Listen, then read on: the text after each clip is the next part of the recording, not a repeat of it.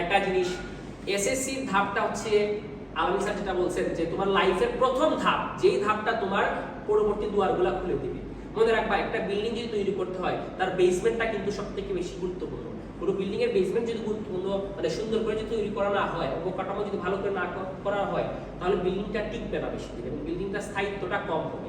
ঠিক তেমনি তুমি ভার্সিটিতে পড়ো, মেডিকেলে পড়ো, তুমি ডাক্তার হতে চাও, ইঞ্জিনিয়ার হতে চাও, হোয়াটএভার তুমি যাই হতে চাও না কেন, তোমাকে আগে কিন্তু তোমার ডিগ্রিটা কমপ্লিট করতে হবে, তোমার ওই জায়গাটা তো পাস হতে হবে।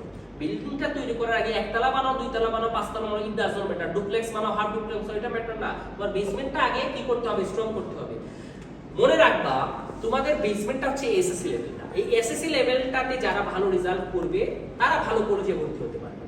ভালো কলেজে ভর্তি হইলে ভালো একটা এনভায়রনমেন্ট পাওয়া যায়, ভালো একটা সুযোগ সুবিধা পাওয়া যায়। তোমার যদি মেট্রিকের রেজাল্টটা খারাপ হয়ে যায়, তুমি ভালো একটা কলেজে ভর্তি হতে পারবে না, তখন তুমি ওই এনভায়রনমেন্টটা পাবে না। আমি এটা বলতেছি না যে খারাপ কলেজে ভর্তি হলে যে স্টুডেন্ট খারাপ হয়ে যায়, না, ওইখান থেকে অনেক স্টুডেন্ট ভালো রেজাল্ট করে। কিন্তু তুমি যে সুযোগ সুবিধাটা মনে করো ভালো একটা কলেজে পাবা, নরমাল যে কলেজ যেগুলোতে রেজাল্ট একটু খারাপ, সব কলেজই ভালো, আমি রেজাল্টের বিবেচনায় বলতেছি আর কি।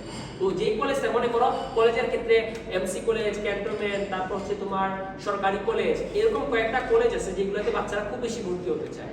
ওই কলেজগুলো কিন্তু ভালো, বাকিগুলোও ভালো, কিন্তু এগুলো রেজাল্ট ভালো, এই জন্য সবাই আমরা এটাকে ভালো হিসেবে বিবেচনা করি আর কি। তো তোমরা যদি এগুলোতে ভর্তি হতে চাও, তোমরা অবশ্যই ম্যাট্রিকে একটা ভালো রেজাল্ট করতে হবে। এজন্য বাবারা, এখন যে সময়টা আছে ওই সময়টা কাজে লাগাও, যা কোর্স এগুলো ভালো করে রিভিশন দাও, আর তোমার মোটিভেশনটাকে একটু বাড়াতে হবে যে আমি পারি, আমি পারবো এবং আমার দ্বারা সম্ভব।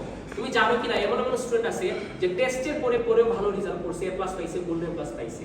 তো এর মানে এই না যে তুমি আগে পড়ো নাই, এখন পারবা কিনা। এখন যে কয়টা সময় আছে এটা ভালো করে পড়ো এবং টেনশন নিও না। টেনশন যদি করো যে আমি পারবো না, আমার দ্বারা হবে কিনা, তাহলে দেখবা তোমার পরীক্ষার রেজাল্টটা কি হয়ে যাবে, খারাপ হয়ে যাবে। তো বাবারা, তোমাদের